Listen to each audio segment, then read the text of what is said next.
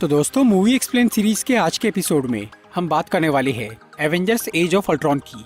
MCU की ये 11th movie बहुत इंपॉर्टेंट और काफी कॉम्प्लेक्स है।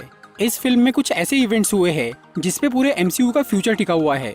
अगर आप इस मूवी को अच्छी तरह समझना चाहते हैं तो ये वीडियो देखते रहिए।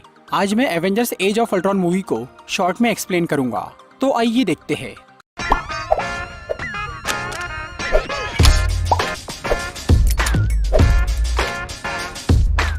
इस फिल्म की स्टोरी 2015 की है, यानी captain America the winter soldier की बात की।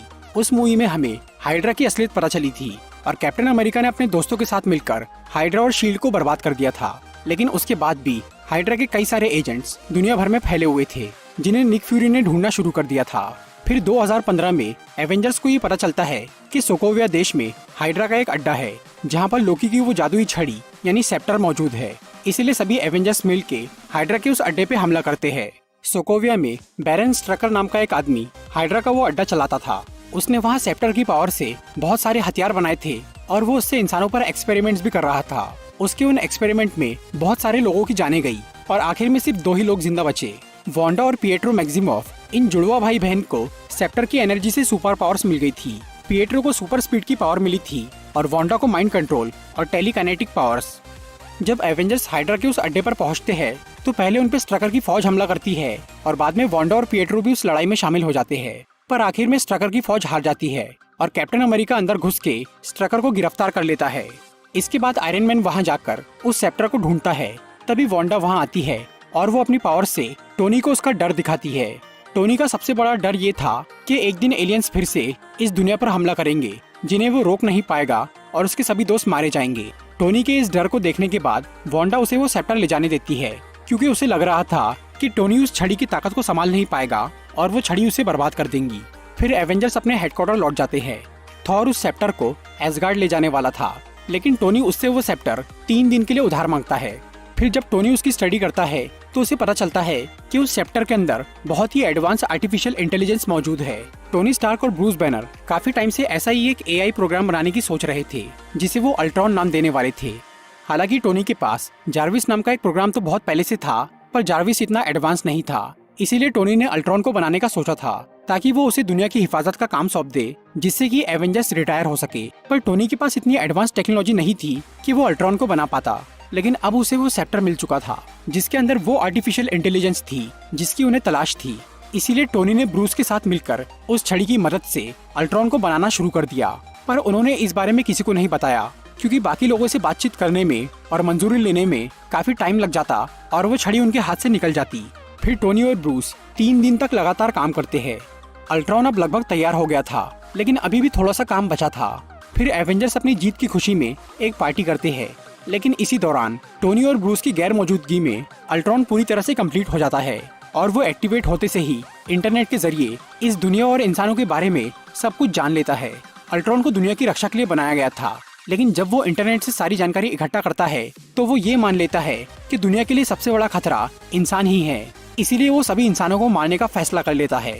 अल्ट्रॉन के ऐसे इरादे देखकर जार्विस टोनी को इन्फॉर्म करने की कोशिश करता है, पर तभी अल्ट्रॉन जार्विस को मार देता है। फिर वो टोनी स्टार्क की रोबोट आर्मी आयरन लीजन के अंदर खुद को अपलोड करने लगता है। उधर एवेंजर्स की पार्टी चल रही थी। तभी अल्ट्रॉन कुछ रोबोट्स के साथ वहां आता है और वो उनपे हमला कर देता है। सभी हीरोज मिलकर उन रोबोट्स को खत्म कर देते हैं, लेकिन उनमें से एक रोबोट वो सेप्टर लेके वहां से भाग जाता है। उसके जाने के बाद सब लोग टोनी से बहुत नाराज होते हैं, क्योंकि उसने किसी को बिना बताए इतना बड़ा काम किया था। फिर सब हीरोज अल्ट्रॉन को पकड़ने की सोचते हैं, लेकिन ये काम अब बहुत मुश्किल हो गया था, क्योंकि अल्ट्रॉन ने खुद को इंटरनेट पर अपलोड कर दिया था। फिर अल्ट्रॉन सोकोविया देश पहुंचता है और वहां वो स्ट्रकर के अड्डे पर जाकर हाइड्रा की टेक्नोलॉजी से खुद के लिए एक नया शरीर बनाता है और वो अपने लिए ड्रोन्स की आर्मी भी तैयार करता है। अल्ट्रॉन का मकसद था पूरी इंसानियत को खत्म करना। उसके इस मिशन में सिर्फ एक ही परेशानी थी और वो थे एवेंजर्स। एवेंजर्स के रहते हुए वो अपना काम पूरा नहीं कर सकता था, इसीलिए वो सबसे पहले एवेंजर्स को मारना चाहता था, पर उन्हें मारना भी इतना आसान नहीं था। इसीलिए वो सोकोविया में वांडा और पिएट्रो से मिलता है। वांडा और पिएट्रो को एवेंजर्स से नफरत थी, खास तौर पर टोनी स्टार्क से, क्योंकि बचपन में उन दोनों के माँ बाप स्टार्क इंडस्ट्रीज के एक बॉम्ब से मारे गए थे। हालांकि वो बॉम्ब किसी आतंकवादी ने फेंका था, लेकिन फिर भी वांडा और पिएट्रो अपने पेरेंट्स की मौत के लिए टोनी स्टार्क को जिम्मेदार मानते थे और वो एवेंजर्स को भी पसंद नहीं करते थे। अल्ट्रॉन को जब ये पता चला कि वांडा और पिएट्रो के पास सुपर पावर्स है और वो एवेंजर्स से नफरत करते हैं, तो उसने उनसे हाथ मिला लिया और उसने उन दोनों से ये झूठ कहा कि वो सिर्फ एवेंजर्स को ही मारना चाहता है। अल्ट्रॉन को अपने मिशन के लिए वाइब्रेनियम की जरूरत थी, जो कि दुनिया का सबसे मजबूत धातु है, और वाइब्रेनियम कहाँ मिलेगा इसकी जानकारी स्ट्रकर के पास थी। इसीलिए अल्ट्रॉन स्ट्रकर से मिलने जेल में जाता है। स्ट्रकर उसे ये बताता है कि उलिसिस क्लॉ नाम के एक आदमी के पास बहुत सारा वाइब्रेनियम है, जो कि उसने वकांडा से चुराया था। ये जानकारी मिलते ही अल्ट्रॉन स्ट्रकर को मार डालता है और वो उसकी फोटो एवेंजर्स को भेज देता है उन्हें उकसाने के लिए। वो फोटो देखते ही एवेंजर्स ये समझ जाते हैं कि स्ट्रकर जरूर कोई ऐसी बात जानता था जो कि अल्ट्रॉन उनसे छुपाना चाह रहा है, इसलिए उसने स्ट्रकर को मार दिया। फिर जब वो स्ट्रकर की कुछ फाइल्स चेक करते हैं तो उससे उन्हें उलिसिस क्लॉ के बारे में पता चलता है, जिसे देखकर टोनी ये समझ जाता है कि अल्ट्रॉन को वाइब्रेनियम की तलाश है, जो कि उलिसिस क्लॉ के पास है। फिर अल्ट्रॉन वांडा और पिएट्रो को लेकर साउथ अफ्रीका जाता है उलिसिस क्लॉ से मिलने। वहाँ वो क्लॉ के बैंक अकाउंट में बहुत सारे पैसे भेजता है और उससे पूरा वाइब्रेनियम खरीद लेता है। उतने में ही एवेंजर्स भी वहाँ पहुँच जाते हैं और फिर वहाँ एक लड़ाई शुरू होती है। अल्ट्रॉन टोनी को अपने साथ लड़ाई में उलझा के रखता है। दूसरी तरफ वांडा अपनी पावर से सभी हीरोज को उनका डर दिखाती है, जिससे सब अपना होश खो देते हैं। उसी दौरान अल्ट्रॉन के रोबोट्स वाइब्रेनियम लेकर वहाँ से निकल जाते हैं। फिर वांडा ब्रूस पे अपनी पावर का इस्तेमाल करती है, जिससे वो हल्क बन जाता है और वो पूरे शहर में तबाही मचाना शुरू करता है। फिर आयरन मैन अल्ट्रॉन से निपट के हल्क के पीछे जाता है और वो अपने हल्क बस्टर आर्मर की मदद से हल्क को रोकने की कोशिश करता है, पर हल्क को रोकने के चक्कर में शहर को बहुत नुकसान होता है और कई लोगों की जान चली जाती है। फिर काफी मुश्किल से टोनी हल्क को हराता है। उधर क्लिंट बार्टन यानी हॉकाई को छोड़कर बाकी सब लोग वांडा की शक्ति से बेहाल हो गए थे और हल्क और आयरन मैन की लड़ाई की वजह से पूरी दुनिया में एवेंजर्स की बदनामी हो रही थी। इसीलिए सभी हीरोज अपने हेडक्वार्टर में जाने की बजाय कुछ टाइम के लिए कहीं और जाने का फैसला करते हैं। फिर क्लिंट उन्हें अपने घर लेकर जाता है, जहाँ उसकी फैमिली रहती थी। हॉकाई के इस घर और परिवार के बारे में सिर्फ निक फ्यूरी और नताशा ही जानते थे। बाकी सब हीरोज कुछ टाइम के लिए वहीं पर रुकते हैं और थॉर डॉक्टर सेल्विक से मिलने जाता है। जब वांडा ने थॉर पे अपनी शक्ति का इस्तेमाल किया था तो थॉर को एक अजीब सा सपना दिखा था और वो सपना अतीत का नहीं बल्कि भविष्य का लग रहा था। इसलिए थॉर उसे समझने के लिए डॉक्टर सेल्विक के साथ वाटर ऑफ साइट्स नाम की एक जगह पर जाता है। उस जगह पर एक प्राचीन शक्ति मौजूद थी जो कि सपनों का मतलब समझाती थी। थॉर जब उस पानी में जाता है तो उसे वो सपना दोबारा दिखता है। वो असल में एक भविष्यवाणी थी जो कि बता रही थी कि थॉर के हाथों एसगार्ड का अंत होगा। इसके अलावा थॉर को इन्फिनिटी स्टोन्स भी नजर आते हैं जिन्हें कोई हासिल करना चाह रहा था और उसे एक नए शख्स का जन्म होता हुआ दिखता है। दूसरी तरफ हॉकाई के घर पे सभी हीरोज काफी हैरान और परेशान थे। वो अल्ट्रॉन से लड़ने की हिम्मत नहीं जुटा पा रहे थे। तभी निक फ्यूरी उनसे मिलने वहाँ आते हैं और वो सबको समझाकर लड़ाई के लिए तैयार करते हैं। उधर अल्ट्रॉन दुनिया पर न्यूक्लियर बॉम्ब गिराने की कोशिश में लगा था, लेकिन वो न्यूक्लियर बॉम्ब के पासवर्ड को हैक नहीं कर पा रहा था क्योंकि कोई अनजान शख्स लगातार उस पासवर्ड को बदलता जा रहा था ताकि अल्ट्रॉन दुनिया को तबाह न कर पाए। जब अल्ट्रॉन का न्यूक्लियर बॉम्ब वाला प्लान फेल हो जाता है तो वो एक नए प्लान पर काम शुरू करता है, लेकिन इससे पहले वो खुद को अपग्रेड करना चाह रहा था। वो खुद के लिए एक परफेक्ट बॉडी बनाना चाहता था जो कि अटूट हो और बहुत शक्तिशाली भी। इस काम के लिए अल्ट्रॉन वांडा और पिएट्रो के साथ साउथ कोरिया जाता है और वहाँ वो हेलेन चो नाम की एक साइंटिस्ट से मिलता है। डॉक्टर हेलेन जो कि एवेंजर्स की फ्रेंड थी, उसके पास एक ऐसी टेक्नोलॉजी थी जो कि घायल लोगों को ठीक कर सकती थी और वो नया शरीर भी बना सकती थी। अल्ट्रॉन खुद के लिए वाइब्रेनियम और आर्टिफिशियल स्किन की बॉडी बनाना चाहता था क्योंकि उसे सिर्फ एक रोबोट बन के नहीं रहना था बल्कि वो इंसान से भी बेहतर नस्ल बनना चाहता था। इसीलिए उसने डॉक्टर हेलन को उस सेप्टर से काबू कर लिया और उनकी मशीन से आर्टिफिशियल स्किन और वाइब्रेनियम की बॉडी बनाना शुरू कर दिया। फिर जब वो बॉडी आधी बन जाती है तब अल्ट्रॉन उस सेप्टर को तोड़ के उसमें से माइंड स्टोन बाहर निकालता है और वो उस बॉडी के सर में माइंड स्टोन लगा देता है। अल्ट्रॉन को वाइब्रेनियम की मजबूती और इन्फिनिटी स्टोन की शक्ति चाहिए थी। फिर कुछ टाइम बाद वो बॉडी पूरी तरह तैयार हो जाती है और अल्ट्रॉन उसमें खुद को अपलोड करना शुरू करता है। अल्ट्रॉन की पुरानी बॉडी में कोई दिमाग नहीं था, वो सिर्फ एक प्रोग्राम था। इसीलिए पहले वांडा उसका दिमाग नहीं पढ़ पाई थी, पर इस नई बॉडी में एक दिमाग था और अल्ट्रॉन उसमें खुद को अपलोड कर रहा था। इसीलिए अब वांडा अपनी शक्ति से उसका दिमाग पढ़ सकती थी और वो जैसे ही उसके दिमाग में देखती है तो उसे बर्बादी नजर आती है और उसे अल्ट्रॉन का असली इरादा पता चल जाता है। और तब वांडा और पिएट्रो को ये समझ में आता है कि वो अल्ट्रॉन का साथ देकर गलत काम कर रहे थे। इसीलिए वांडा अपनी शक्ति से डॉक्टर हेलन को उस छड़ी के काबू से आजाद कर देती है और हेलन होश में आते ही उस बॉडी में अल्ट्रॉन की अपलोडिंग को रोक देती है। फिर वांडा और पिएट्रो वहाँ से भाग जाते हैं।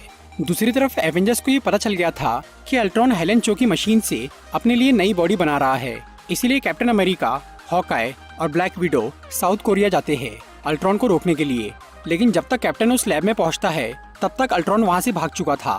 फिर डॉक्टर हेलेन कैप्टन को बोलती है कि उस नई बॉडी में एक इन्फिनिटी स्टोन लगा हुआ है, इसलिए अब उस बॉडी को तबाह करने से पूरा शहर तबाह हो सकता है। इसीलिए उन्हें उस मशीन को टोनी के पास ले जाना होगा। उधर अल्ट्रॉन उस मशीन को एक ट्रक में रखकर शहर से भाग रहा था और वो खुद को उसमें अपलोड भी कर रहा था। कैप्टन, ब्लैक विडो और हॉकाई उस ट्रक का पीछा करना शुरू करते हैं और तब अल्ट्रॉन अपनी अपलोडिंग रोककर उन्हें मारने बाहर आता है। फिर कैप्टन और अल्ट्रॉन की लड़ाई शुरू हो जाती है और जब इस लड़ाई की न्यूज टीवी पर दिखाई जाती है तो उसे देखकर वांडा और पिएट्रो वहां आ जाते हैं और वो अल्ट्रॉन से लड़ने में कैप्टन की मदद करते हैं। उधर ब्लैक विडो उस ट्रक में घुस जाती है और वो उस मशीन को ट्रक से निकालकर हॉकाई के प्लेन में डाल देती है, लेकिन इससे पहले कि वो खुद उस प्लेन में जा पाती अल्ट्रॉन वहां आकर उसे किडनैप कर लेता है। पर उस वक्त ब्लैक विडो की बजाय उस मशीन को बचाना ज्यादा जरूरी था, इसीलिए हॉकाई वहां से निकल जाता है। फिर वो टोनी के पास वो मशीन लेकर जाता है। बाकी सब लोग ये चाह रहे थे कि टोनी उस मशीन को खोलकर उसमें की बॉडी को डीएक्टिवेट कर दे, पर टोनी के दिमाग में कुछ और था। वो ब्रूस को ये बताता है कि जार्विस अभी तक मरा नहीं है। जब अल्ट्रॉन ने उसे मारना चाहा था तो जार्विस इंटरनेट के जरिए वहाँ से बच निकला था और तब से वो अल्ट्रॉन पर नजर रख रहा था और वो अनजान शख्स जार्विस ही था जिसने अल्ट्रॉन को न्यूक्लियर बॉम्ब का पासवर्ड हैक करने से रोका था। इसीलिए टोनी ब्रूस को ये बोलता है कि उन्हें उस बॉडी में जार्विस को अपलोड करना चाहिए, पर ब्रूस इससे डर रहा था क्योंकि अल्ट्रॉन ने खुद को उस बॉडी में आधा अपलोड कर दिया था और जार्विस को उसमें अपलोड करने से कुछ बुरा भी हो सकता था। लेकिन फिर भी टोनी ब्रूस को राजी कर लेता है और वो दोनों जार्विस को उसमें अपलोड करना शुरू करते हैं। पर तभी कैप्टन वांडा और पिएट्रो को लेकर वहाँ पहुँच जाता है और वो टोनी और ब्रूस को रोकने की कोशिश करते हैं। फिर पिएट्रो अपनी सुपर स्पीड से उस मशीन का पावर सप्लाई बंद कर देता है, पर तभी अचानक थॉर वहाँ आ जाता है और वो अपनी पावर से उस मशीन को चालू कर देता है, जिससे वो प्रोसेस कंप्लीट हो जाती है। और फिर उस मशीन से बाहर आता है एक एंड्रॉइड रोबोट जो बना था अल्ट्रॉन, जार्विस और माइंडस्टोन की मदद से, और वो बहुत ही पावरफुल था।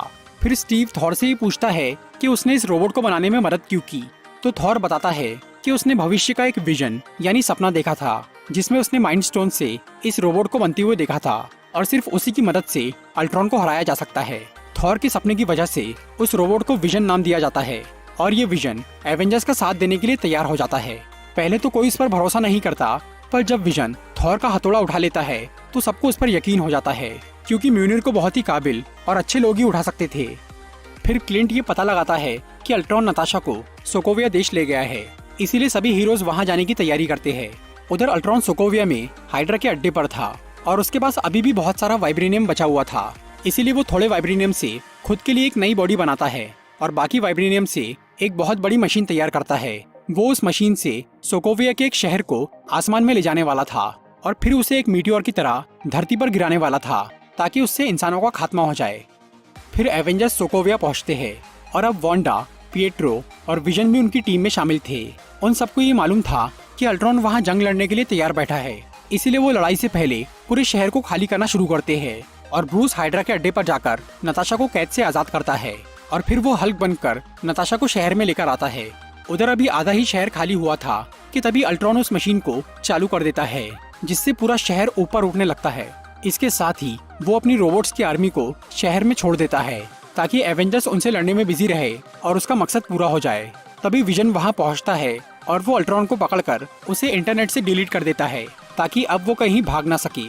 फिर सभी हीरोज उन रोबोट से लड़ना शुरू करते हैं, पर जैसे जैसे वो शहर ऊंचाई पर जा रहा था तो खतरा और भी बढ़ता जा रहा था और अब उस मशीन को बंद भी नहीं किया जा सकता था क्योंकि उसे छेड़ने से भी शहर नीचे गिर सकता था और शहर के लोग मर सकते थे। इसीलिए निक फ्यूरी एक बड़ा सा हेली कैरियर लेकर वहाँ पर आते हैं और वो शहर के सभी लोगों को उसमें बैठाना शुरू करते हैं। उनके साथ रोडी यानी वॉर मशीन भी वहाँ पर आता है और वो अल्ट्रॉन के रोबोट्स को मारने में मदद करता है। तब तक शहर काफी ऊपर पहुँच गया था, इसलिए अल्ट्रॉन उस मशीन को बंद करने के लिए वहाँ पर आता है, लेकिन सभी हीरोज उस मशीन के आसपास जमा हो जाते हैं। अल्ट्रॉन उन पे अपनी आर्मी से हमला करता है, पर एवेंजर्स एक साथ मिलकर बहुत सारे रोबोट्स को मार डालते हैं और फिर आयरन मैन, थॉर और विजन अपनी पावर से उस वाइब्रेनियम के अल्ट्रॉन को बुरी तरह डैमेज कर देते हैं। अब अल्ट्रॉन बहुत कमजोर हो गया था और उसके रोबोट्स भी खत्म होते जा रहे थे, इसीलिए वो एक क्वीन जेट लेकर वहाँ से भागने की कोशिश करता है और वो जाते जाते उस जेट से हमला करता है जिससे पिएट्रो मारा जाता है। फिर हल्क उस क्वीन जेट का पीछा करता है और वो उसमें घुस के अल्ट्रॉन को नीचे फेंक देता है। तब वांडा वहाँ आती है और वो उस वाइब्रेनियम के अल्ट्रॉन को मार के अपने भाई की मौत का बदला लेती है। अब पूरा शहर खाली हो चुका था, अल्ट्रॉन के लगभग सभी रोबोट्स खत्म हो गए थे और सभी हीरोज भी उस हेली कैरियर में चले गए थे। तभी एक रोबोट उस मशीन का बटन दबा देता है, जिससे वो शहर नीचे गिरने लगता है। इसीलिए आयरन मैन और थॉर अपनी पावर से उस मशीन पर हमला करते हैं, जिससे वो मशीन फट जाती है और आसमान में ही वो शहर तबाह हो जाता है और किसी को कोई नुकसान नहीं होता। लेकिन अभी भी एक रोबोट बचा हुआ था। वो आखिरी रोबोट था जिसके अंदर अल्ट्रॉन मौजूद था। वो वहाँ से भागने की कोशिश करता है, पर तभी विजन वहाँ आकर उसे तबाह कर देता है। सभी हीरोज हेली कैरियर में आ गए थे, लेकिन हल्क अभी तक उसी क्वीन जेट में था जिससे अल्ट्रॉन ने भागने की कोशिश की थी। हल्क अब धरती पर लौटना नहीं चाह रहा था, क्योंकि वो खुद को इंसानों के लिए खतरा समझता था। इसीलिए वो उस क्वीन जेट के जरिए पृथ्वी से बाहर निकल जाता है और वो एक दूसरे प्लेनेट पर पहुंच जाता है। फिर कुछ टाइम बाद एवेंजर्स न्यूयॉर्क में अपने लिए एक नया हेडक्वार्टर बनाते हैं, जहां कैप्टन अमेरिका और ब्लैक विडो नए एवेंजर्स यानी वांडा, विजन, सैम और रोडी को ट्रेनिंग देना शुरू करते हैं। और हॉकाई अब रिटायर होकर अपनी फैमिली के साथ सेटल हो जाता है और थॉर एसगार्ड लौटकर इन्फिनिटी स्टोन्स के बारे में जानने का फैसला करता है, क्योंकि उसे लग रहा था कि कोई तो है जो उन स्टोन्स के पीछे पड़ा है। मूवी के मिड क्रेडिट सीन में हमें नजर आता है थैनोस, जो कि अपने हाथ में एक गाउंटलेट पहनता है। थैनोस ने अब तक दूसरों को भेजा था इन्फिनिटी स्टोन्स ढूंढने के लिए, पर वो सब नाकाम हुए। इसलिए अब वो खुद उन्हें हासिल करने का फैसला करता है। तो दोस्तों, ये थी Avengers age of Ultron movie की एक्सप्लेनेशन वीडियो। अगर आपको ये वीडियो अच्छी लगी हो तो इसे लाइक और शेयर जरूर करिए, और ऐसी इंटरेस्टिंग वीडियोस देखने के लिए सब्सक्राइब कीजिए हमारा चैनल और इस बेल को दबाइए, ताकि आपको हमारी वीडियोस सही टाइम पर मिल सके। I'm walking alone, the streets are empty. The only thing I can see is my own silhouette. I'm getting stronger, step by step. The clock is ticking, but there's no time for me.